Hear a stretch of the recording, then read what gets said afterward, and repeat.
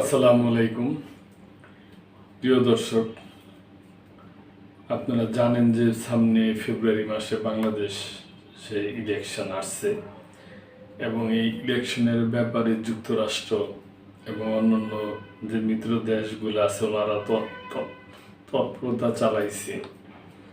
তো বাংলাদেশে যে যুক্তরাষ্ট্রের রাষ্ট্রদূত আছে, ওই রাষ্ট্রদূত ট্রেসি আর কি, ওনার সংক্ষিপ্ত নামটা আমি বললাম, পুরোপুরি নামটা এখন স্মরণ নাই। উনি লন্ডনে সফরে গেছে ওনার হাজব্যান্ড স্বামীকে নিয়ে আর কি। তবে রাজনৈতিক বিশ্লেষকরা এবং যারা ওনারা ভাবতেছে যে এখানে কোনো হয়তো নিশ্চয়ই কোনো সফর না, এটা হয়তো তারেক রহমানের সাথে কোনো মিটিং হইব আর কি। এই সমস্ত ব্যাপারাদি নিয়ে এই নিউজটা, প্রিয় দর্শক। ফের লন্ডন সফরে ট্রেসি, তারেক রহমানের সঙ্গে বৈঠকের সম্ভাবনা। নির্বাচন সহ বিভিন্ন গুরুত্বপূর্ণ বিষয়ে হবে আলোচনা। জাতীয় নির্বাচন ঘিরে রাজনৈতিক দলগুলোর সঙ্গে অন্তর্বর্তী সরকারের নানামুখী টানাপোড়েনের মধ্যে আবারও লন্ডন সফরে গেলেন ঢাকায় নিযুক্ত যুক্তরাষ্ট্রের ভারপ্রাপ্ত রাষ্ট্রদূত ট্রেসি অ্যান জ্যাকবন্স। বুধবার সকালে শাহজালাল আন্তর্জাতিক বিমানবন্দর থেকে এমিরেটস এয়ারলাইন্সের একটি ফ্লাইটে তিনি ঢাকা ছেড়েছেন। বিমানবন্দর, ইমিগ্রেশন সহ সংশ্লিষ্ট একাধিক নির্ভরযোগ্য সূত্র কালবেলাকে এ তথ্য নিশ্চিত করেছে। সংশ্লিষ্ট সূত্রগুলো জানিয়েছে ট্রেসির সফর সঙ্গী হিসাবে রয়েছেন তার স্বামী ডেভিড বাফ। তারপরও এই সফরকে নিছক ব্যক্তিগত সফর বলে মানতে নারাজ অনেকে, বরং 3 মাসেরও কম সময়ের মধ্যে ট্রেসির দ্বিতীয়বারের মতো যুক্তরাজ্যের লন্ডন সফর নিয়ে নানামুখী গুঞ্জন ভাসছে ঢাকার রাজনৈতিক ও কূটনৈতিক অঙ্গনে। এর আগে গত জুলাই মাসের দ্বিতীয় সপ্তাহে লন্ডন সফরে গিয়ে তারেক রহমানের সঙ্গে প্রথম দফায় বৈঠক করেন ট্রেসি। ওই বৈঠকে বাংলাদেশের ত্রয়োদশ জাতীয় নির্বাচন এবং সরকার গঠন নিয়ে বিএনপির ভাবনা ও পরিকল্পনা নিয়ে দুজনের মধ্যে আলোচনা হয় বলে সে সময় গণমাধ্যমকে জানান তারেক রহমানের পররাষ্ট্র বিষয়ক উপদেষ্টা হুমায়ুন কবির। এছাড়া নির্বাচনে জয়ী হলে বিএনপি কেমন দেশ গড়তে চায় এবং নির্বাচন কমিশন ঘোষিত রূপরেখা নিয়ে তাদের মতামত কি, এমন মৌলিক নানা বিষয়ে উঠে আসে তারেক ও ট্রেসির এই আলোচনায়।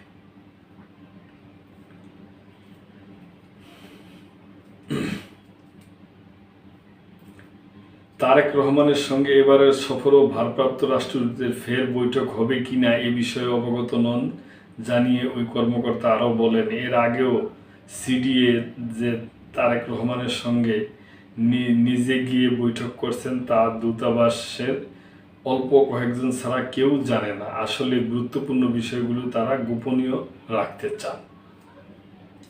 এ প্রসঙ্গে যুক্তরাষ্ট্রের এক সাবেক কূটনৈতিক কালবেলাকে বলেন, জুলাইয়ের বৈঠক ছিল প্রাথমিক, এবার যদি বৈঠক হয় তা হবে আরও গভীর। যুক্তরাষ্ট্র বাংলাদেশের নির্বাচনকে দক্ষিণ এশিয়ার স্থিতিশীলতার সঙ্গে যুক্ত করে দেখছে। তারেক রহমানের সঙ্গে এই সংলাপ বিএনপির আন্তর্জাতিক অবস্থানকে শক্তিশালী করবে। এ প্রসঙ্গে ঢাকায় পররাষ্ট্র মন্ত্রণালয়ের দায়িত্বশীল একজন কর্মকর্তা কালবেলাকে বলেন, জুলাইয়ে লন্ডনের বৈঠকের পর যুক্তরাষ্ট্রের পক্ষ থেকে বাংলাদেশ সরকারের উপর নির্বাচনী সংস্কারের চাপ বেড়েছে। এমনকি মার্কিন পররাষ্ট্র দপ্তরের একটি বিবৃতিতে বলা হয়েছে যে দেশটি একটি অংশগ্রহণমূলক এবং স্বচ্ছ নির্বাচনের পক্ষে। এছাড়া রাজনৈতিক দলগুলোর সঙ্গে বৈঠক নিয়ে বরাবরই তাদের দাবি যে তাদের নীতি তারা সব রাজনৈতিক দলের সঙ্গে সংলাপ চালিয়ে যায়।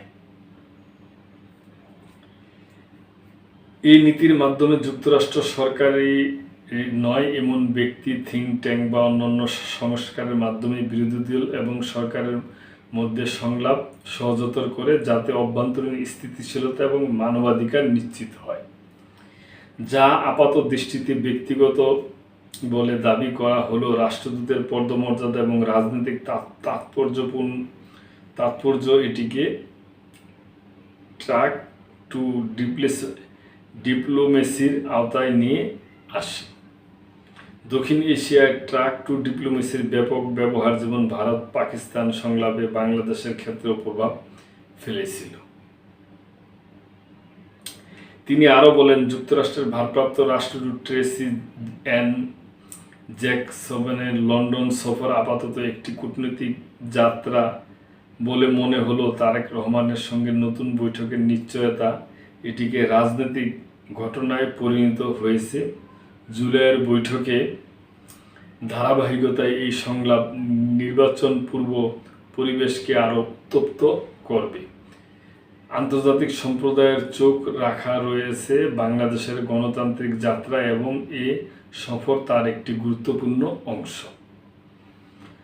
তো প্রিয় দর্শক, আমরা সাদা চোখে মানে দেখতে চাই যে যেই মিটিংই হোক যাওয়াই হোক, আমরা আশা করব যে দেশের ভালোর জন্যই হবে এবং একটা সুন্দর যুক্ত শান্তিপূর্ণ একটা ইলেকশন হবে এবং জনসাধারণ যেন তাদের পছন্দসই প্রার্থীকে ভোট দিয়ে পাশ করাইতে পারে এবং জনগণের ম্যান্ডেট নিয়ে যারা ম্যান্ডেট নিতে পারবে তারাই দেশ শাসন করবে। এটাই আমাদের আশা প্রিয় দর্শক। তো এই ব্যাপারে আপনাদের যদি কিছু মন্তব্য করার থাকে অবশ্যই করবেন এবং লাইক কমেন্ট শেয়ার করে সাবস্ক্রাইব করে মেম্বারশিপ নিয়ে আমাদের পাশেই থাকবেন। আল্লাহ হাফেজ।